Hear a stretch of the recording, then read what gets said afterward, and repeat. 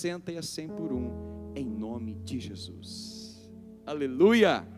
Preparados? Mateus capítulo 6, o verso de número 25. Nós falamos na semana passada sobre o verso 24, ninguém pode servir a dois senhores, pois há de amar mais a um, amar mais, agapazei, ágape, mais o sufixo sei, amar mais a um e aborrecer mais a outro, mesosei. E há de devotar-se, aquilo que você foca, eu vou dar esse breve resumo, porque essa palavra que nós vamos falar hoje tem a ver com esse versículo 24, né? Porque essa palavra, por isso, conecta o versículo 25 ao 24. Então, quando você ama mais a Deus e aborrece mais a mamon, as riquezas, as coisas dessa terra, você também vai se devotar mais a Deus e desprezar, menosprezar as coisas desta terra. Desprezar não significa odiar, que significa colocar menos valor, menos preço. Então, quando você coloca Deus no lugar devido, Ele fala para você amar mais a Ele do que pai e mãe. Aquele que não me ama, aquele que ama mais o seu pai e a sua mãe do que a mim, não é digno de mim. Aquele que agapazei, ama mais pai e mãe, não é digno de mim. Ele não está falando para você odiar o pai e a mãe, ele está falando que muitas vezes você vai aborrecer pai e mãe, porque você ama tanto a Deus, ama mais a Deus, que às vezes a presença de Deus vai ser mais importante, eles vão ficar chateados. E quando você ama mais a Deus, você vai se devotar mais a Deus e colocar menos valor em coisas desta terra. Por isso, agora sim vamos ler, por isso eu vos digo, se você se devota mais a Deus, eu vos digo, não andeis ansiosos pela vossa vida, porque a ansiedade da vida vai mostrar que você está mais devotado às coisas da terra do que devotado a Deus. Não andeis ansiosos pela vossa vida, quanto que haveis de comer, ou que haveis de beber, nem pelo vosso corpo, quanto que haveis de vestir. Não é a vida mais do que o alimento, e o corpo não é mais do que as vestes. Verso 26. Observai as aves do céu, não semeiam, não colhem, nem ajuntam em celeiros, contudo o Pai Celeste as sustenta. Porventura, não valeis muito mais vós do que as aves? Verso 27. Qual de vós, por causa da sua ansiedade, por causa do seu cuidado, por causa do medo, da preocupação que você tem pelas necessidades desta terra, ou pela sua vida, ou pelo seu corpo, qual de vós que por mais ansioso que esteja, pode acrescentar um côvado? O côvado é uma medida de distância, geralmente é 45 centímetros, meio metro, um pouquinho menos de meio metro. Qual de vós pode acrescentar meio metro no curso que você vai andar na sua vida? Se você tiver que cair, vai cair aqui, ó. Não é meio metro para frente, porque a ansiedade, a preocupação, aquela necessidade de, olha, eu tenho necessidade para cuidar, eu tenho boleto para pagar, eu tenho isso para fazer, eu tenho veste para comer, eu tenho coisa para beber. Esta ansiedade não pode mudar o curso da tua história. A tua preocupação, a tua necessidade de produzir frutos, de produzir um ambiente seguro, não pode mudar o curso da tua história. Verso 28.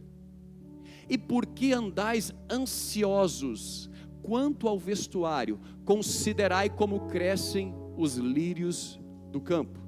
Eles não trabalham e nem fiam. Eu, contudo, vos afirmo que nem Salomão, em toda a sua glória, se vestiu como qualquer um deles.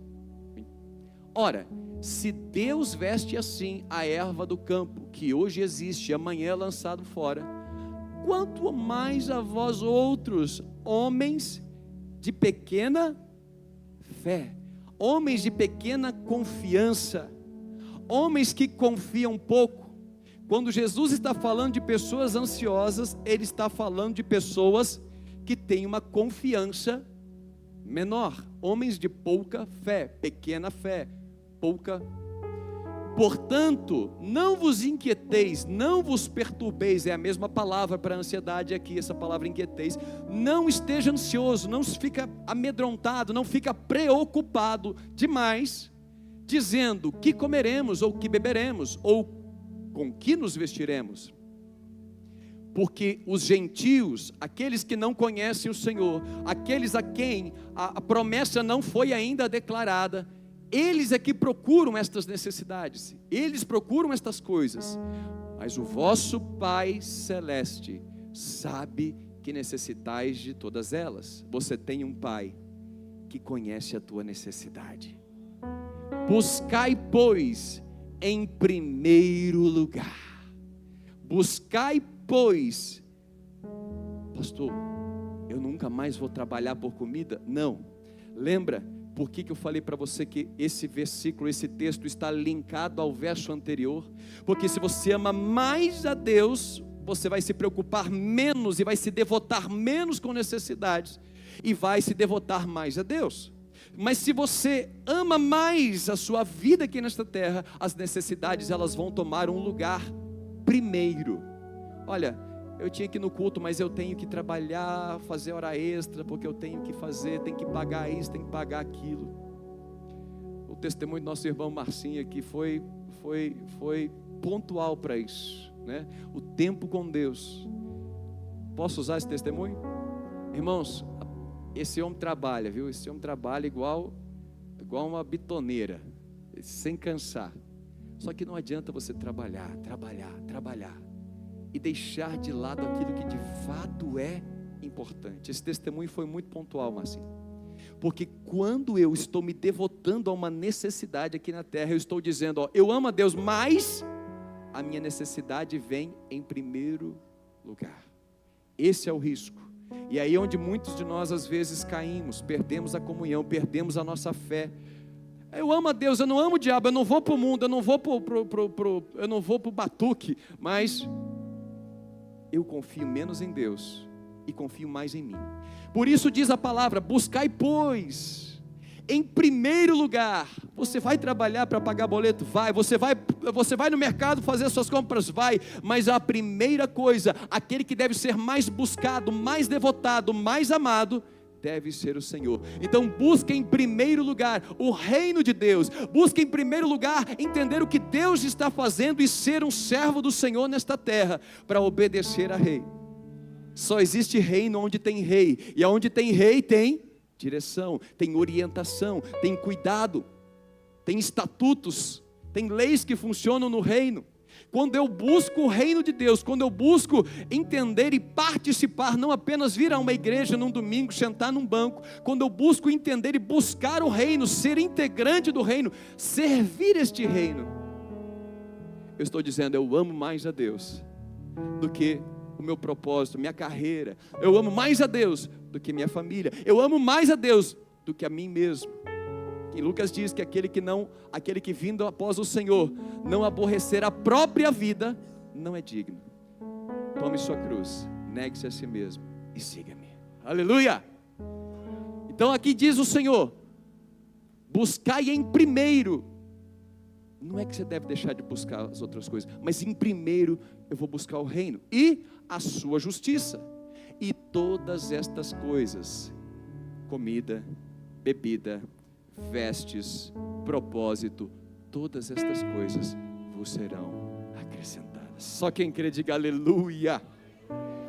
Aleluia. Então eu quero falar um pouquinho sobre isso.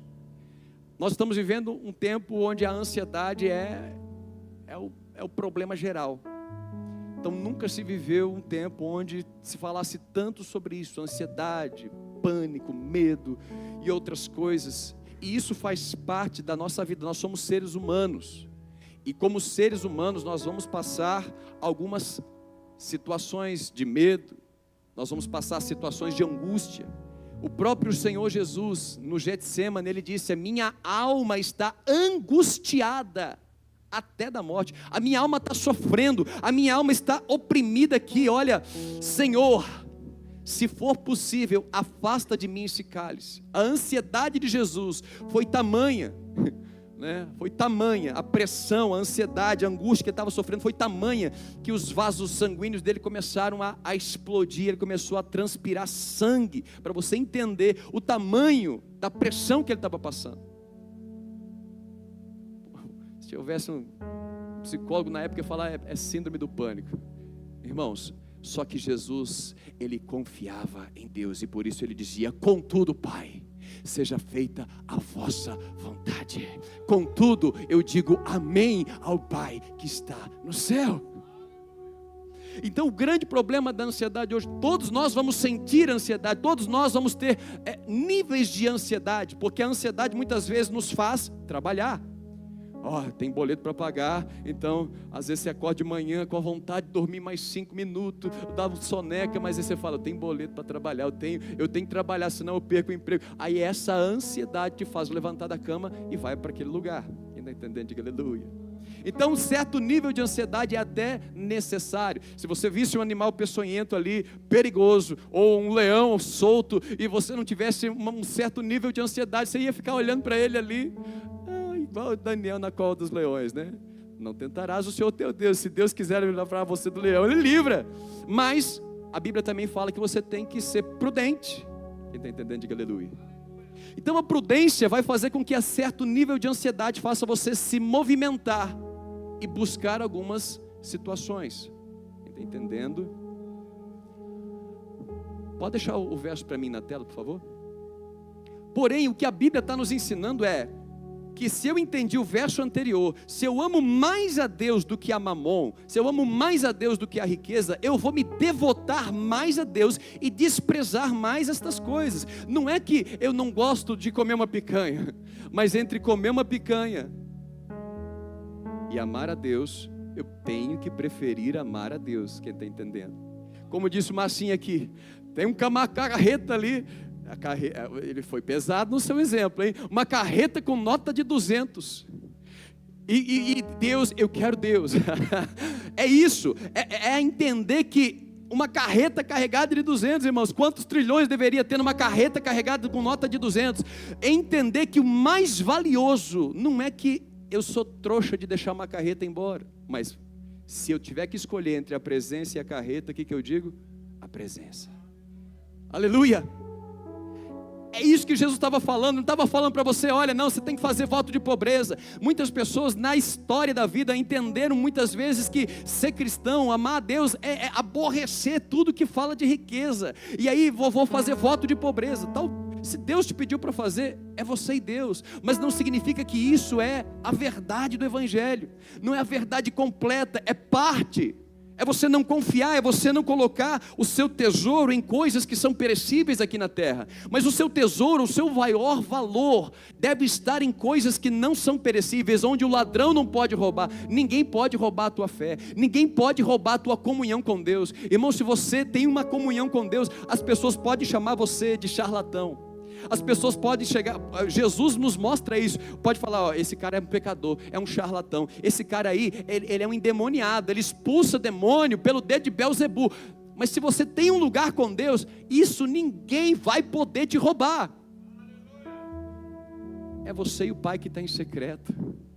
Ninguém te separará. Romanos capítulo 8 fala assim: quem nos separará do amor de Deus? Será que a altura é a profundidade? Será que é o perigo, é a fome, é a nudez, é a espada? Quem nos separará? É principado, é potestade, é demônio, é demônio disso, demônio daquilo? Não, ninguém pode te separar do amor de Deus. O que a Bíblia ensina para a gente é isso. Eu devo entender, saber lidar com o dinheiro de uma maneira prudente. Muita gente às vezes não tem o entendimento, e aí pega o dinheiro e fala assim: não posso ficar preso no dinheiro, então eu pego e dou tudo de uma maneira imprudente. Aí eu dou para quem não precisava dar, aí eu dou com medo de estar retendo, de ser avarento. Eu dou pelo motivo errado e não pelo motivo correto, de ser um bom administrador. Se você olhar para a vida de José, José estava lá retendo trigo, 7 anos retendo trigo lá no Egito, e eram as vacas gordas. Ele começou a governar no Egito, e todo o trigo 20% para cá, 20% para cá, parecia ser um abuso, tirar 20% do povo e guardar no celeiro do Egito. E depois, 7 anos de vaca magra, vinham as nações comprar o trigo que ele recolheu. Aí você pode pensar: nossa, que abuso, está todo mundo passando necessidade, por que não libera? Irmãos, Deus, ele tem as suas maneiras de trabalhar. Os caminhos de Deus são mais altos que os nossos. quando eu não tenho entendimento sobre isso. Muitas vezes eu vou tratar sempre as coisas no extremo, ou eu vou jogar tudo fora.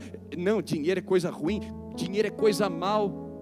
O que é mal é o amor ao dinheiro. O que é mal é colocar o dinheiro no lugar de Deus. O que é mal é eu buscar em primeiro lugar ter dinheiro.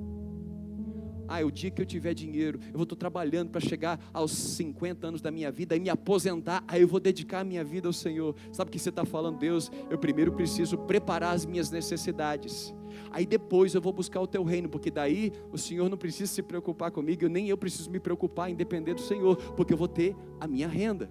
Quem está entendendo, diga aleluia. É pecado, irmãos, ter fundo de aposentadoria? É pecado ter investimento? Não. O pecado, a Bíblia está nos mostrando aqui, é que quando eu amo mais aquilo, quando eu me devoto mais aquilo, quando aquilo toma o lugar de honra que só pode ser ocupado por Deus, aquilo vai me fazer perecer. E o que significa isso? Volta no verso de número 30 para mim. A grande raiz de uma ansiedade patológica, uma ansiedade, grande raiz, porque tem algumas coisas que algumas pessoas nascem com problemas hormonais, mas Deus pode curar você aqui nessa manhã em nome de Jesus. Porém, tem uma coisa que traz ansiedade que não tem a ver com hormônio, tem uma coisa que traz ansiedade que não tem a ver com doenças físicas, e é isso aqui, ó. Ora, se Deus veste assim a erva do campo, se Deus cuida dos pássaros do céu que não precisam ter um celeiro para guardar, se Deus veste assim a erva do campo que hoje existe, é linda, bela, mas amanhã é lançada no fogo, se Deus faz isso com elas, quanto mais Ele vai fazer com vocês, que são a imagem e a semelhança de Deus. Quanto mais Deus vai fazer com aquilo que quando Ele criou, no sexto dia disse, em toda a criação viu que era bom, mas quando Ele cria o homem, Ele diz, que viu que era muito bom. Sabe o que Deus estava falando para nós? Me ame mais, como o dia que eu te criei, eu vi que você era muito melhor, eu vi que você era mais digno de amor. Deus ama a sua criação. Se Ele faz isso, quanto mais vocês, homens de pequena fé. E grande parte da ansiedade está ligada a isso, a não confiar. E o que é confiar, irmãos? Imagina agora o povo saindo lá do Egito, o povo que tinha Faraó, que tinha o seu salário, que tinha no final do mês ali, tinha o seu salário, chegava, recebia o salário, eles podiam confiar que chegava lá, trabalhei, mas eu tenho comida, eu tenho direito de sepultura. Mas você é pobre, você não, mas eu tenho direito, porque existe uma lei lá no Egito que me dá direito de sepultura. E de repente você ser chamado para um tempo com Deus, ser chamado para deixar de ser escravo, ser chamado para cumprir o seu propósito na terra, e você de repente tem que passar por um deserto. Ali o Senhor vai nos provar, e o Senhor nos prova para o quê? Para nos ensinar a confiar nele. Olha aí Deuteronômio capítulo 8, abre para mim Deuteronômio capítulo 8. Por que Deus colocou um deserto entre a saída do Egito e a promessa? Talvez você hoje esteja vivendo no deserto, e o deserto ele tem propósito, irmãos, porque um povo que estava acostumado a viver na dependência de outra pessoa, você não precisa se esforçar, você não precisa ter fé, você não precisa confiar em alguma coisa, você está fazendo algo e você está ali dependendo de outro que está aqui na terra. Deus queria ensinar o povo a depender daquele que está no céu. Cuidareis de cumprir todos os meus mandamentos que hoje vos ordeno, para que vivais e multipliqueis e entreis e possuais a terra. Entenda, Deus ali tira o povo do Egito. O primeiro passo da nossa vida, Deus nos dá uma experiência de salvação, e Ele vai nos levar para a promessa. Só que entre a salvação e a promessa existe uma coisa chamada deserto. No deserto Ele ratifica a sua aliança conosco, e Ele vai dizendo assim: guardareis os meus mandamentos que eu os ordeno, para que vivais e multipliqueis e entreis e possuais a terra que o Senhor prometeu sob juramento aos seus pais. Verso 2, vai seguindo para mim, rapidinho. Recordar-te-ás de todo o caminho pelo qual o Senhor teu Deus te guiou no deserto, estes 40 anos, preste atenção. Por que Deus passou o povo no deserto? Para te humilhar, para te provar, te testar, colocar você à prova, colocar a sua fé à prova, colocar a sua confiança à prova. Deus não queria saber se você ia falhar ou não, porque Deus sabe antes de todas as coisas. Antes que a palavra chegue ao nosso lábio, Ele já conhece todas as coisas. Ele conhece o meu pensamento, Ele sabe do meu deitar, do meu levantar. Quem está entendendo, diga aleluia. Quando Deus passa a gente pelo deserto, Ele não está querendo que eu e você prove para Ele se a gente é digno ou não de salvação, prove para Ele que a gente ama Ele ou não. Ele quer nos provar e mostrar para nós mesmos: olha, a tua fé se consiste meramente nos milagres que eu faço para você. A tua fé se consiste meramente quando as coisas estão boas. Então Deus fala com o povo: você vai lembrar deste período que você passou no deserto, quando eu te humilhei, eu provei o teu coração, para saber o que estava no teu coração, se guardarias ou não os meus mandamentos. Ele te humilhou, Ele te deixou, preste atenção. Aí Jesus lá no Novo Testamento: não vos preocupeis com o que haveis de comer. Os gentios que procuram isso, lembra, porque quando você ama pouco a Deus e ama muito a sua satisfação, ama muito o mundo, ama muito as riquezas, você vai se devotar menos a Deus, e no dia que você vai ter fome, você vai deixar a Deus de lado para você saciar a sua fome. Mas preste atenção no que Deus está falando: Ele te deixou ter fome, porém Ele te sustentou com um maná que tu não conhecia, nem os teus pais te conheciam, para te dar a entender, havia um propósito naquilo. Quando nós não entendemos as coisas, a gente sai preocupado tentando resolver com a própria mão. Saiba que às vezes Deus vai te deixar ter fome. Mas uma coisa que a Bíblia diz é: sou velho e já fui moço, mas em toda a minha vida inteira, eu jamais vi um justo e nem a sua descendência mendigar o pão.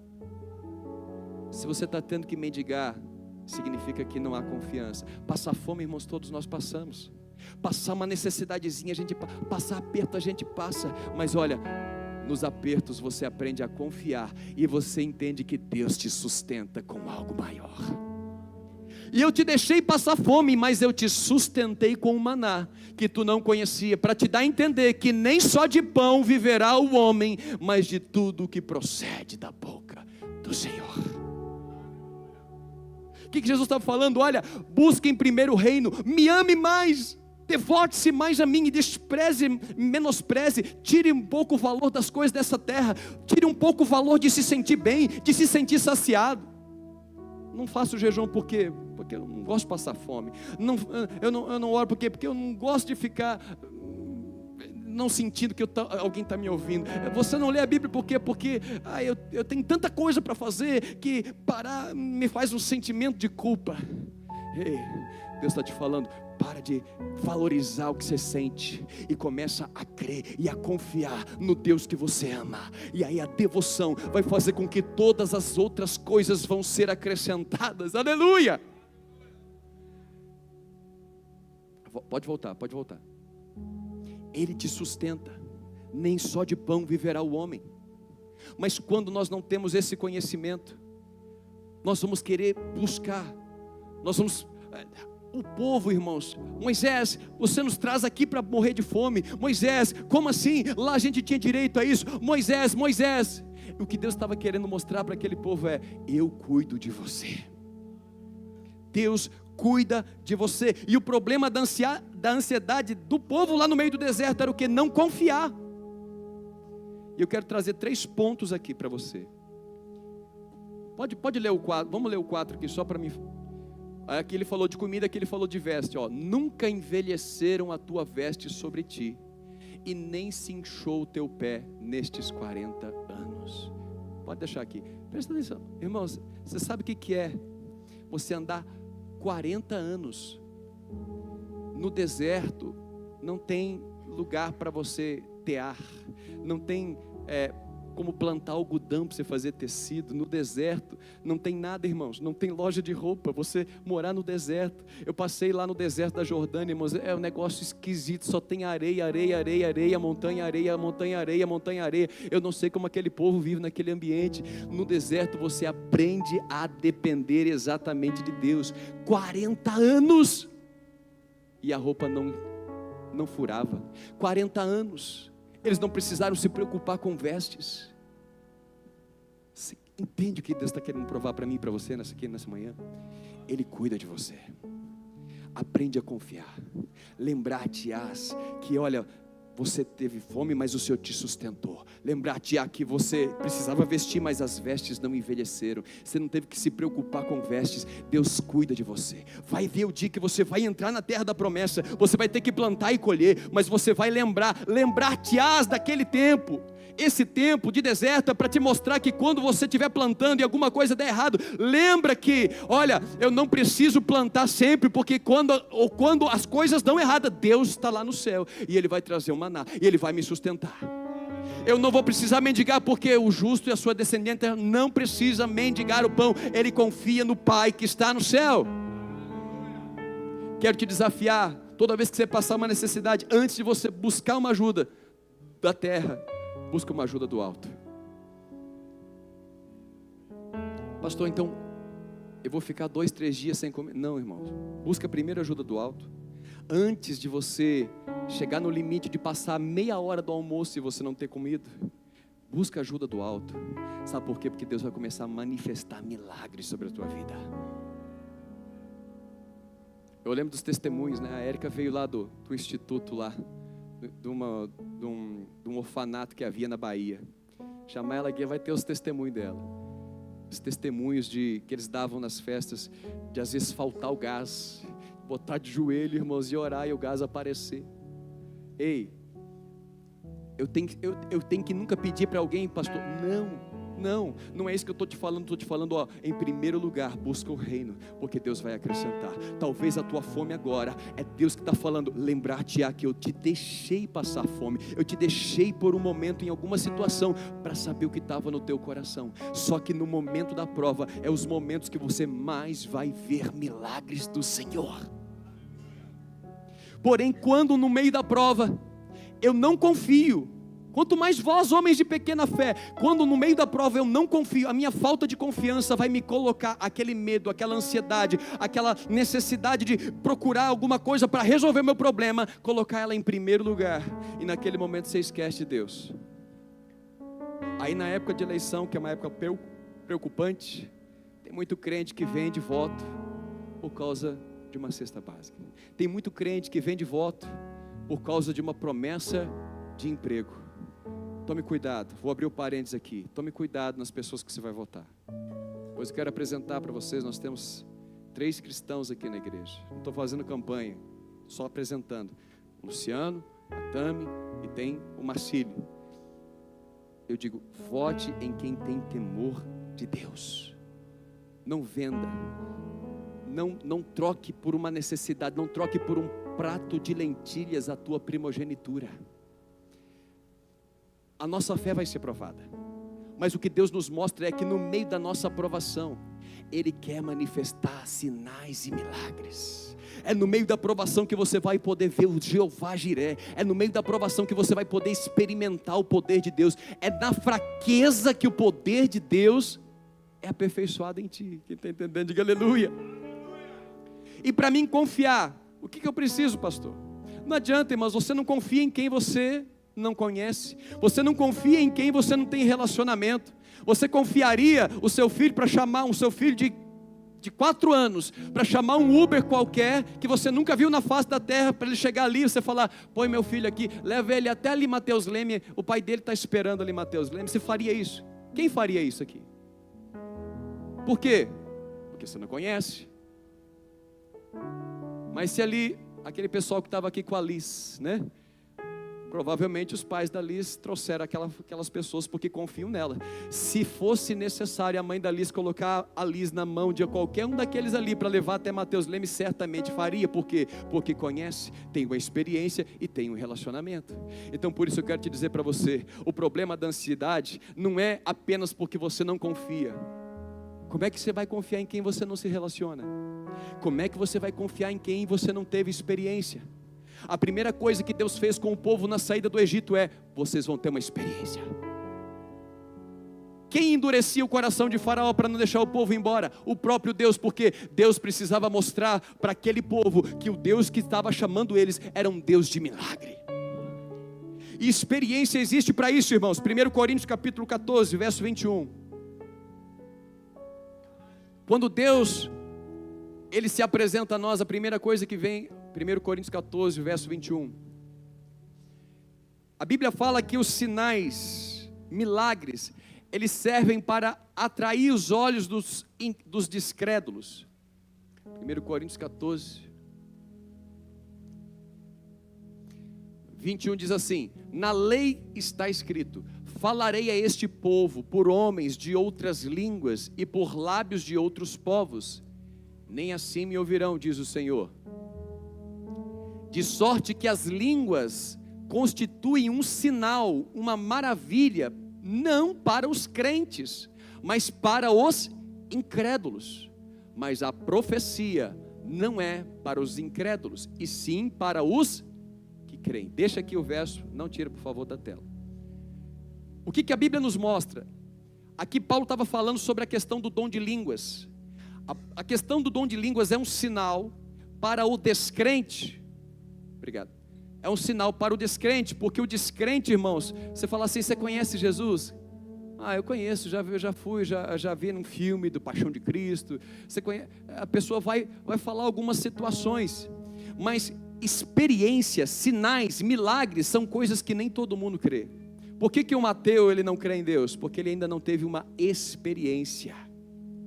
E você, quando converte, você converteu por quê? Porque você foi um teólogo? Tem muita gente que talvez até converta assim, mas é muito mais fácil você converter porque você teve uma experiência, um sinal, algo aconteceu com você. Eu senti algo queimando aqui dentro. Não, Deus falou algo que só Ele sabia e Ele pôde se revelar. Eu converti assim. O sinal de Deus foi uma língua estranha e alguém interpretando e falando exatamente o que eu sentia e ninguém na face da terra sabia.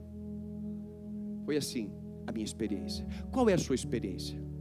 Por isso que é difícil confiar em quem você nunca teve experiência. E eu quero te desafiar nessa manhã a perguntar para você: você já teve alguma experiência com Deus? Se você já teve uma experiência, lembre-se, lembrar-te-á daquela experiência, porque no dia da tua ansiedade, volta para trás e lembra. No dia que você tiver com medo de não dar certo, volta para trás e lembra: eu tive uma experiência, eu provei do amor do Pai, então eu posso confiar que esse Deus que me chamou é fiel para completar. Esse Deus que começou o alfa, Ele também é o ômega. Experiência. Então Deus trouxe experiência, e se você ainda não teve uma experiência com Deus, eu quero profetizar, talvez ainda nesta manhã você vai ter a sua. E Paulo ele faz um paralelo aqui, de sorte que as línguas são sinais, é uma maravilha para quem? Para o incrédulo. O incrédulo, quando ele ouvir um sinal, é muito, cara, não tem como não ser Deus, não tem como, falar de Jesus todo mundo fala, mas manifestar Jesus, nem tantos. Os sinais são para os descrédulos, os incrédulos. Jesus ele fala lá que em Cafarnaum, Betsaida e Corazim: ai de ti Betsaida, ai de ti Corazim, ai de ti Cafarnaum, porque se em Tiro e Sidom tivesse sido feito esses sinais, estes milagres, eles teriam se arrependido em pano de saco e cinza. O nosso primeiro encontro com Deus geralmente é marcado por uma experiência. Moisés até ouviu falar do Deus de Abraão, de Isaac, de Jacó, e Moisés um dia ele entendeu: olha, não, acho que Deus me levantou para ser o libertador deste povo. Mas Moisés mudou a sua vida quando ele viu a sarça arder. Ele teve uma experiência, e eu quero profetizar para você: Deus vai trazer experiências. Se ainda não trouxe, vai trazer, e se já trouxe, lembra-te delas. Deus cuida de você. Agora, para os crentes, não, Para os crentes, crente não vive de sinal, irmão. Crente não vive saindo de igreja a igreja procurando um sinal. Tem ali o cara que faz milagre, eu vou lá. Tem ali o cara que profetiza, eu vou lá. Tem ali o cara que faz prosperar, vou lá. Agora tem um negócio que faz até emagrecer, né? Eu vou lá, vou lá. Ei, se você é crente, não, sinal é para descrente. Se você vive de sinal, você vai viver ansioso, vai viver medroso, vai viver procurando problemas. Melhor, solução para os seus problemas. Mas eu quero te dizer, Deus está te chamando, volta a buscar em primeiro lugar o reino e a sua justiça, porque eu vou acrescentar as tuas necessidades. Já o crente não, o crente vive pela profecia, pela palavra, ele confia, se Deus falou, ele é fiel para cumprir. Segundo, não há como confiar, bom, primeiro, né, não há como confiar se não tem experiência. Quando você tem experiência, você vai lembrar, ele me curou, ele vai fazer. Ele começou, ele vai terminar. Segundo, não tem como confiar em quem você não se relaciona. Marcos capítulo 3, o verso número 13.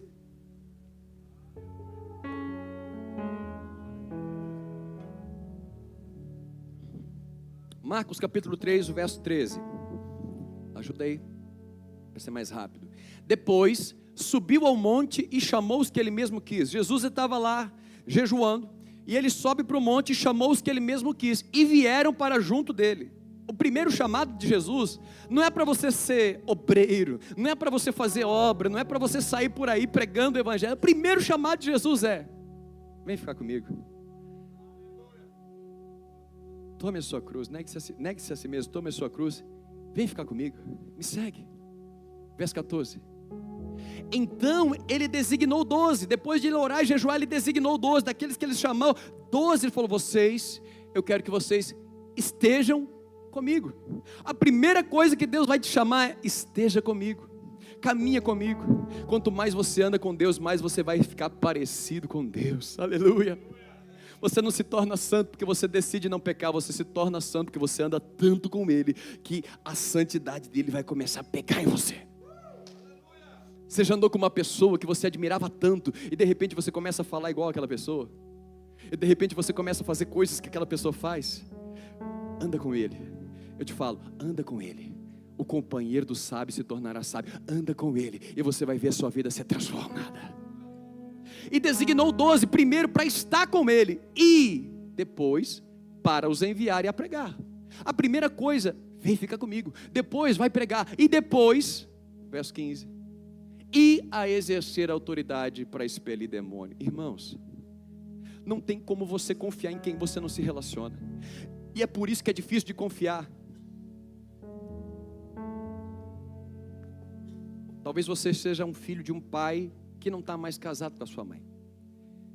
Aí você vai muitas vezes falar: o meu pai está longe, será que ele vai vir no aniversário? Será que ele vai lembrar de mim? Será que ele vai fazer alguma coisa? É difícil confiar em alguém que não está perto, em alguém que você não se relaciona. Só que eu quero te falar, Deus nunca esteve longe, Deus está perto. Eis que estarei convosco todos os dias, até a consumação dos séculos. Sabe por que às vezes a ansiedade tem tomado a vida de pessoas que, embora tiveram experiência, mas hoje estão parados, travados, amando menos a Deus, buscando menos o reino? Porque você se relacionou pouco. E Deus está te chamando mais uma vez: vem ficar comigo, vem. Ele te chamou, Ele te escolheu. Para quê, pastor? Para ficar com Ele. Só fica enxertado na videira, só fica ali, grudadinho na videira, porque o ramo vai produzir fruto. Aleluia. Primeira carta de João, capítulo de número 4, verso 8.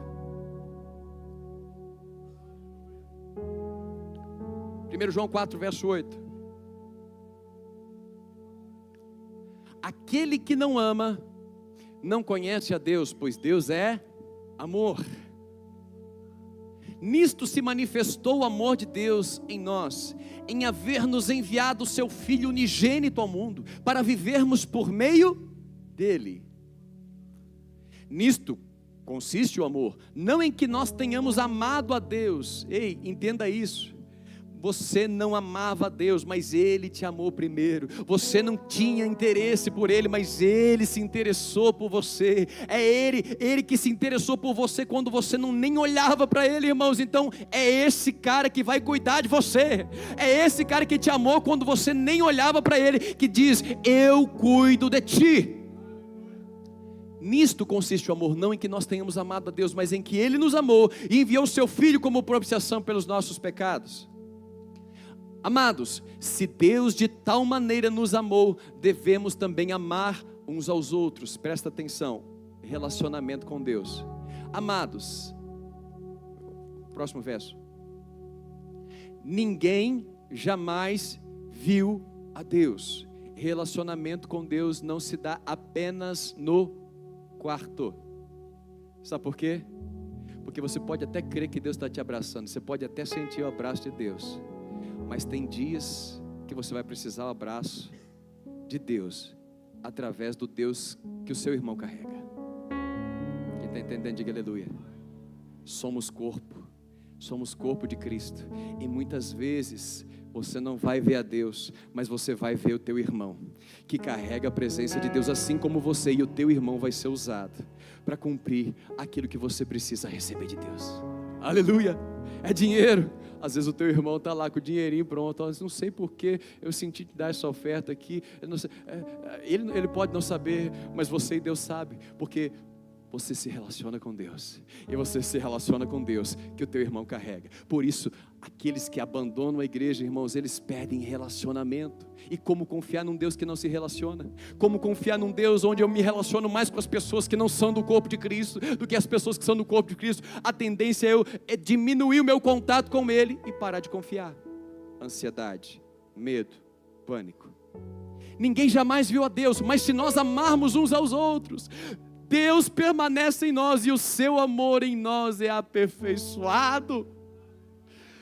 O relacionamento vai fazer você confiar nele, diminuir a sua ansiedade, diminuir o medo, porque a confiança através do... Irmãos, quem tem amigo tem tudo, agora quem tem Deus tem mais ainda. Preste atenção, verso 13. Nisto conhecemos que permanecemos nele, e ele em nós, em que ele nos deu o seu Espírito. 14, vamos, rapidinho. E nós temos visto e testemunhamos que o Pai enviou o seu Filho como Salvador ao mundo. Aquele que confessar que Jesus é o Filho de Deus, Deus permanece nele e ele em Deus. E nós conhecemos e cremos no amor que Deus tem por nós. Deus é amor. Aquele que permanece no amor, permanece em Deus e Deus nele. Nisto é em nós aperfeiçoado o amor. Preste atenção. Aperfeiçoado o amor, melhorado. Hoje você tem um nível de confiança, porque você ama Deus, você tem um nível de relacionamento com Deus, mas eu quero te falar que quanto mais próximo dele, mais você vai amar, mais aperfeiçoado você será, e mais você vai confiar. Nisto em nós é aperfeiçoado, é melhorado o amor de Deus, para que no dia do juízo mantenhamos uma confiança, mantenhamos uma grande fé, e não sejamos homens de pequena fé, que desconfiam que por pouco se relacionar com Deus ou com o corpo dele, desconfiam que Deus não vai te suprir a necessidade, pois segundo ele, é também nós seremos neste mundo. Verso 18, para terminar. No amor de Deus não existe ansiedade. No amor de Deus não existe medo. Antes, o perfeito amor lança fora o medo. Ora, o medo produz tormento. Logo aquele que teme, logo aquele que tem medo, logo aquele que está ansioso, ele não tem sido aperfeiçoado no amor. Eu quero te dizer, se você tem ficado ansioso, se você tem ficado com muito medo, se você tem deixado de buscar em primeiro lugar, há uma porta para você. Já teve experiência? Relacione-se. Não teve experiência? Deus vai te dar. Mas relacione-se. Relacione com Ele. E no dia que você não está ouvindo Ele na sua oração, vai para a igreja. Relaciona com o irmão. Não tem igreja. Ô irmão, eu posso ir tomar um café na sua casa. Irmão, eu estou provado, eu estou atribulado. Aí você vai lá, o irmão, não irmão, vamos ler um salmo aqui, vamos cantar. Irmãos, no verdadeiro amor, o verdadeiro amor vai lançar fora o medo. Estou angustiado até a morte. Vem cá, Pedro, Tiago, João, vem cá, vem comigo. Fica aqui, eu vou lhe orar. Vem comigo, relacionamento. Para aqueles 3, Jesus falou: minha alma está angustiada até a morte.